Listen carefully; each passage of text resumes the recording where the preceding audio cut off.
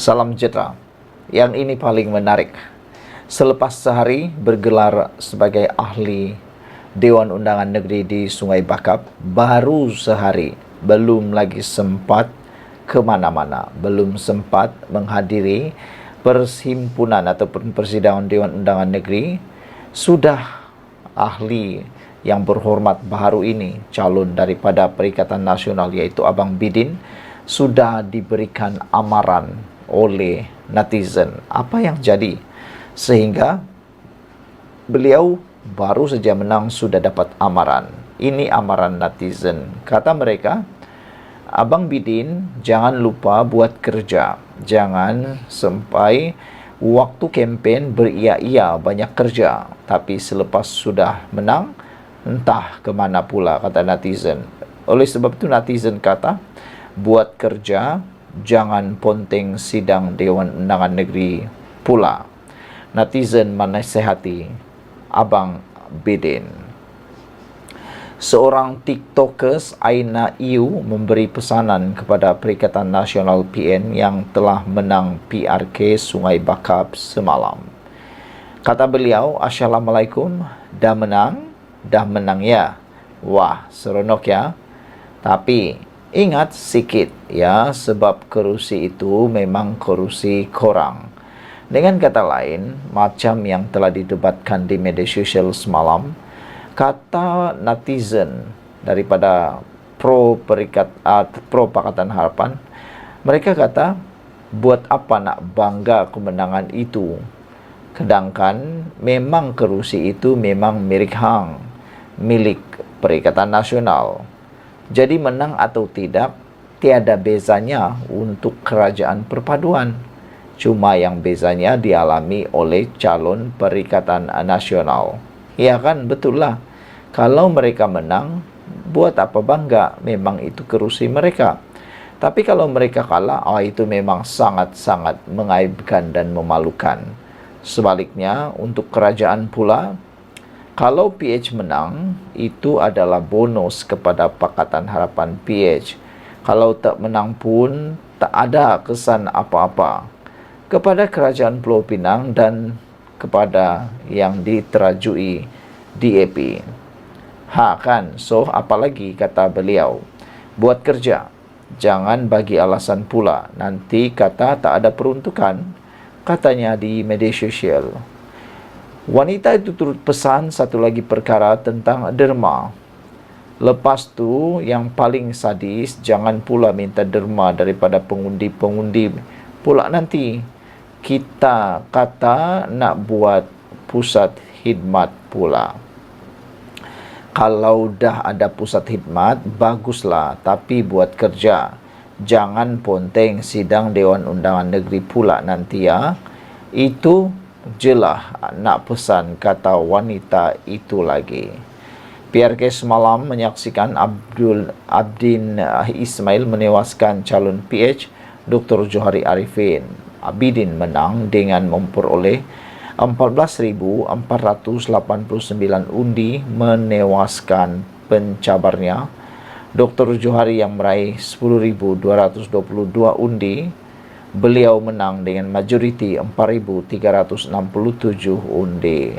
Saudara-saudara sekalian, dengan pendedahan yang hebat ini, amaran ini patut bukan saja diberikan kepada calon Perikatan Nasional di Sungai Bakap, tetapi kepada semua ahli parlimen. Jangan kerja sembilewa, kerja baik-baik kerana anda dibayar gaji. Bye-bye. Salam sejahtera. Beberapa hari, sehari selepas PRK di Sungai Bakap, sekali lagi, yang di Pertuan Agong akhirnya bersuara. Apa pula isu yang diutarakan oleh yang di Pertuan Agong, Ketua Duli Yang Maha Mulia di Pertuan Agong kali ini? Baginda memberikan tita, menyatakan bahawa buka aib di media sosial antara punca perpecahan titah agong. Memang tepat dan saya setuju. Kita perlu setujui apa yang dinyatakan dan dititahkan oleh Ketua Duli Yang Maha Mulia di Pertuan Agong ini. Memang tepat sekali. Banyak perkara yang dikongsikan di media sosial sekarang ini bukan membawa kepada perpaduan, tetapi lebih kepada perpecahan.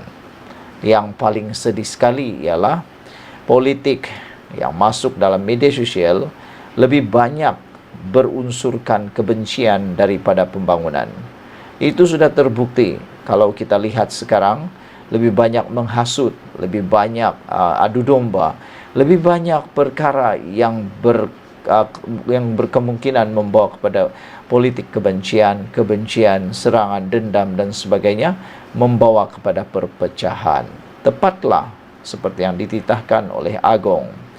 Yang di Pertuan Agong, Sultan Ibrahim mengingatkan rakyat agar tidak menjadikan media sosial sebagai platform untuk berbalah dan membuka aib, kerana ia akan menjadi punca perpecahan dan persengketaan. Seri Paduka Baginda turut mengingatkan rakyat agar tidak bersikap keterlaluan atau ekstrim, terutama dalam isu yang berkaitan dengan kaum dan agama.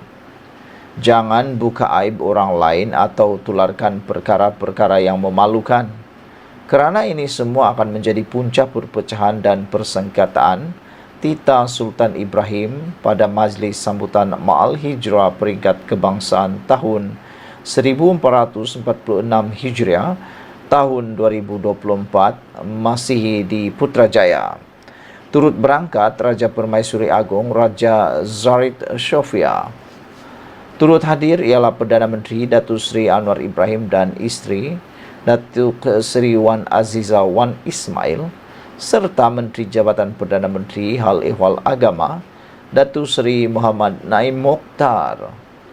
Sultan Ibrahim bertitah agar orang ramai hari ini berdepan dengan cabaran kebanjiran maklumat tanpa sempadan melalui media sosial yang sukar dikawal.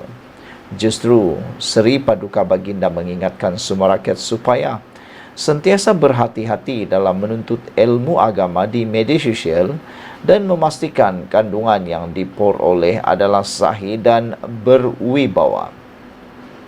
Sultan Ibrahim bertitah terdapat kebimbangan yang semakin meningkat mengenai penyebaran maklumat berkaitan agama Islam yang mengelirukan, tidak tepat, salah tafsir dan ajaran menyimpang daripada prinsip Islam sebenar. Jika orang dahulu belajar agama dengan membaca kitab dan mendengar kuliah di masjid, tetapi masyarakat sekarang belajar agama secara online daripada ustazah Facebook dan ustaz TikTok. Salam sejahtera, terima kasih kerana bersama dengan saya di Nazilin Unity Channel. Selepas beberapa jam PRK Sungai Bakap, ini pula komen daripada Zahid Hamidi. Ada yang menjangkakan Zahid Hamidi mungkin akan mempersalahkan Pakatan Harapan dan sebagainya, tetapi rupa-rupanya lain pula yang jadi. Zahid menyatakan kekalahan di Sungai Bakap bukan penamat untuk kerajaan perpaduan. Itu komen Zahid. Diucapkan tahniah, terima kasih dan sabas kepada Datuk Seri Zahid Hamidi kerana beliau begitu berjiwa besar. Beliau kata, bukan penamat untuk kerajaan perpaduan. Bermaksud, meskipun mereka kalah, mereka tidak akan berpisah. Jadi tiadalah harapan untuk orang yang kata dalam komen di ruangan komen konten saya, ada yang kata lebih baik UMNO dan Perikatan Nasional bersama MCA dan juga gerakan membentuk pakatan baru. Tetapi dengan komen terkini Zahid Hamidi ini, musnah harapan Perikatan Nasional mahu memancing UMNO untuk membentuk kerajaan. Kerana kata Zahid, ini bukan penamat untuk kerajaan perpaduan. Pastinya berita itu adalah berita yang paling malang sekali diterima oleh Muhyiddin Yassin yang mungkin berniat untuk menjadi Perdana Menteri sekali lagi, membentuk kerajaan bersama dengan UMNO. Kekalahan calon PH dalam PRK Dun Sungai Bakap, Pulau Pinang semalam bukanlah penamat kepada gabungan parti dalam kerajaan perpaduan, khususnya UMNO untuk menghadapi PRK seterusnya, kata Zahid Hamidi. Presiden UMNO Datuk Seri Dr. Ahmad Zahid Hamidi berkata, parti-parti komponen berkenaan akan terus berusaha dan berazam membawa kemenangan kepada calon kerajaan perpaduan dalam PRK akan datang. Kita terima kekalahan itu keputusan rakyat, kata Zahid lagi. Ini bukan penghujung, jalan terakhir PRK bagi mana-mana calon dalam parti komponen kerajaan perpaduan, kata Zahid lagi semasa ditemui pemberita selepas merasmikan mesyuarat UMNO bahagian Kota Melaka di Dewan Komuniti Teluk Mas di Melaka hari ini. Turut hadir pengerusi UMNO Negeri merangkap Ketua Menteri Melaka Datuk Seri Abdul Rauf Yusof dan Ketua UMNO Kota Melaka yang juga eks-Kepelancongan Warisan Seni dan Budaya Negeri Datuk Abdul Razak Abdul Rahman. Perikatan Nasional mengekalkan status quo di Sungai Bakap selepas calonnya Abidin Ismail menang dengan majoriti yang besar 4,267 undi setelah menewaskan calon PH Dr. Johari Arifin. PRK Dun Sungai Bakap diadakan susulan kematian penyandangnya Nur Zamri Latif yang dipertua pas nibung tebal pada 24 Mei lepas akibat keradangan dalam perut. Sementara itu, Ahmad Zahid dalam ucapannya mengingatkan ahli UMNO agar melakukan perubahan dalam memenangi hati pengundi. Kita harus ingat, politik sekarang bukan politik pembangunan semata-mata, malah politik sekarang ialah politik isu dan sentimen yang mesti dijuarai. Berapa orang dalam kalangan kita yang berani jawab dan pertahankan ketua kita bila dihentam? Kita hanya pandai tularkan sesuatu isu dengan kawan-kawan. Dalam situasi ini kita harus bangkit dan sedar dari sekarang, kata Zahid lagi. Saya setuju apabila Zahid kata berapa ramai dalam kalangan kita yang berani jawab dan pertahankan ketua bila dia dihentam. Kita hanya pandai tularkan sesuatu isu dengan kawan-kawan. Dalam situasi ini kita harus bangkit dan sedar dari sekarang, katanya lagi. Apabila Zahid menyadari bahawa politik sekarang bukan politik pembangunan semata-mata, politik sekarang ialah politik isu dan sentimen yang mesti dijuarai, ini satu kesedaran yang patut kita puji. Kerana betul dan tepat apa yang dikatakan oleh Zahid Hamidi, bahawa politik sekarang bukan lagi politik seperti 20 atau 10, 5 tahun yang lepas. Politik sekarang mesti memenangi sentimen, mesti memenangi naratif dan bukan sekadar bercakap tentang politik pembangunan. Apabila pendapat kamu? Sekian dulu untuk kali ini. Jangan lupa tinggalkan komen anda. Malaysia kita punya, kita juga sama-sama cintai Malaysiaku. Bye-bye. Selamat petang, salam sejahtera. Tadi ada satu konten, ada satu TikToker. Dia cerita tentang kekalahan Pakatan Harapan di PRK Sungai Bakap. Ceritanya bukan cerita yang menghina, bukan cerita nak memaki hamun. Tapi ceritanya ialah cerita kebenaran, bukan sekadar logik akal, tapi itu faktanya. Beliau kata, kerajaan Perikatan Nasional gagal menggoncang kerajaan negeri Pulau Pinang, juga kerajaan persekutuan. Kalau sebelum ini antara naratif yang dimainkan oleh Perikatan Nasional dalam PRK Sungai Bakap ialah, kata mereka, kalau Pakatan Harapan kalah di PRK Sungai Bakap, akan ada tergoncang di kerajaan negeri Pulau Pinang dan juga persekutuan. Tapi nampaknya itu semua adalah pembohongan belaka. Mana ada kerajaan negeri Pulau Pinang goncang? Mana ada kerajaan persekutuan goncang? Ada seorang tu, dia komen kat saya. Mereka memberikan personal komen kepada saya. Mereka kata, hey brother, PRK Sungai Bakap menunjukkan kepintaran para pengundi. Sudah pandai menilai apa yang boleh dibuat oleh persekutuan dan kerajaan negeri. Mereka merujuk kepada persekutuan. Kata mereka, bila pula Anwar Ibrahim nak turunkan harga minyak seperti yang dijanji, kalau aku menang, harga minyak akan turun. Okey, inilah jawapan dia, saudara-saudara sekalian. Jawapannya mudah. Dulu ketika Anwar Ibrahim membuat janji itu, kalau masih ingat tahun bila? Cuba jawab, tahun itu tahun bila? Kalau tak silap saya 10 tahun yang lampau, yang lepas. Waktu tu harga minyak masih rendah.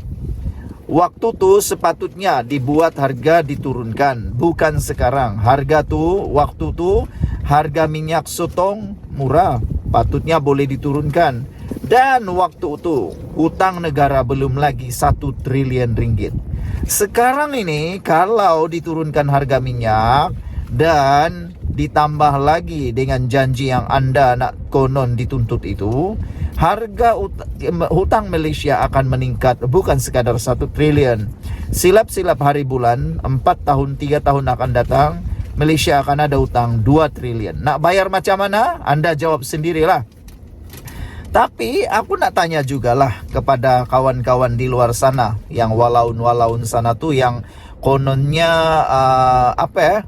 menghina kerajaan perpaduan kerana kalah PRK Sungai Bakap sampai ada yang bersorak sini sana. Nak tanya jugalah kan, pada pendapat anda, apakah sebenarnya cadangan untuk dapat memperbaiki kitaran wang Malaysia yang bercakap tentang hutang negara ni? Apa yang boleh dibuat, dicadangkan oleh Perikatan Nasional? Selain daripada tu, agak-agaklah kan kalau Anwar Ibrahim itu betul-betul lah dia digantikan oleh Muhyiddin Yassin kah, Taqiyuddin Hasan kah, Hamzah Zainuddin kah, ataupun Tun Mahathir Mohamad kah, agak-agak nanti mereka boleh buat apa? Apakah yang mereka akan buat? Adakah mereka akan putar U-turn balik keputusan Anwar Ibrahim seperti yang anda mahu, yaitu menurunkan harga semula? Atau jangan-jangan seperti kata Rafizi Ramli semalam, orang akan menghargai jasa Anwar Ibrahim nanti 10 tahun akan datang, sebab Anwar Ibrahim sanggup ambil langkah tidak popular, yaitu mengurangkan ataupun membuat penyasaran subsidi diesel bersasar. Adakah waktu itu orang akan bersyukur, terutamanya pemimpin pada waktu itu, Perdana Menteri pada waktu itu, kerana dia tidak perlu lagi menempuh risiko mengambil keputusan yang tidak popular. Mereka hanya perlu teruskan. Macam dululah kan. Waktu Tun Mahathir menjadi Perdana Menteri, dia terbukti pernah mempromosikan Malaysia kepada BlackRock. Waktu tu mereka pula mahu menawarkan, mahu menarik pelaburan. Tapi sekarang ni mereka pula yang bising. Jangan-jangan nanti pada waktu tu mereka akan bersyukur sebab Anwar Ibrahim memulakan langkah pengurangan hutang negara sebanyak 1 triliun lebih tu. Nanti jangan-jangan mereka bukannya mengurangkan, tapi pula meneruskan dan menambah pula. Nanti mereka akan putar spin semula. Dulu Anwar Ibrahim pun buat, jadi kami pun buat. Macam itulah. Selain itu, nak tanya jugalah kan, apa rancangan ahli Dewan Undangan Negeri baru di Sungai Bakap, iaitu Abang Bidin, yang baru menang baru-baru ni. Apa rancangan dia untuk penambahbaikan, terutamanya air di Sungai Bakap? Memandangkan sekarang ni, macam yang aku kata mula-mula tadi, memandangkan sekarang ini wakil rakyat di Sungai Bakap itu ialah daripada pembangkang, yang mana sepatutnya rakyat di Sungai Bakap mengambil peluang kedua tu, memenangkan calon Pakatan Harapan supaya mereka jadi kerajaan, tak perlulah jadi pembangkang. Kata beberapa netizen di dalam ruangan komen di konten saya, kata mereka, nanti menyesallah juga orang-orang Sungai Bakap tu menjadi pembangkang, kata mereka. Tapi pada pendapat saya, ada juga kebaikan lah Sungai Bakap jadi pembangkang. Kerana nanti harap-harap mereka jadi tukang semak imbang yang baik. Tapi malangnya pembangkang ini, biasanya kita pun tahu, mereka akan sukar untuk berhubung dengan kerajaan negeri. Kerana tentulah kalau kita pun jadi kerajaan, kita akan menjadikan keutamaan itu ialah ahli-ahli Dewan Undangan Negeri kerajaan. Jadi mereka sebenarnya di kawasan Sungai Bakap bukanlah salah memilih, tidak salah memilih, tapi mereka memilih jalan yang lebih sukar, yaitu memilih menjadi pembangkang. Walau bagaimanapun, kita terimalah dengan hati yang terbuka keputusan orang-orang Sungai Bakap. Saya pun bukan orang Sungai Bakap, tapi yang pastinya mereka sudah bersuara, mereka sudah memilih, tangan mereka sudah memangkah. Terpulanglah sekarang pada mereka untuk menilai pula sejauh mana bijaksananya mereka memilih tersebut. Tapi yang pasti, saya ulang balik isu awal tadi, apabila kemenangan pilihan raya di Sungai Bakap sebenarnya tidak membawa apa-apa perubahan pun kepada Sungai Bakap dan kepada Dewan Undangan Negeri dan juga untuk Kerajaan Persekutuan. Kerana untuk makluman kamu, mungkin kamu sudah tahu, saya ulang saja, kerusi Dewan Undangan Negeri Sungai Bakap memang dimiliki oleh PAS. Jadi kalau mereka menang pun tiada apa-apa bezanya, tetap milik orang-orang Sungai Bakap, yaitu PAS. Kalau mereka memenangkan Kerajaan Persekutuan atau Kerajaan Negeri melalui calon Pakatan Harapan, barulah ada perubahan. Tapi oleh kerana mereka memilih untuk mengekalkan PAS di sana, tiadalah perubahan. Jauh sekali lah Kerajaan Negeri boleh goncang, jauh sekali lagi lah Kerajaan Negeri boleh tumbang, apalagi Kerajaan Persekutuan jauh sekali lah untuk tumbang, apalagi bubar. Jadi itu ilmunya untuk kamu kongsikan kepada ramai orang. Malaysia kita punya, kita juga sama-sama cintai Malaysia ku. Bye-bye.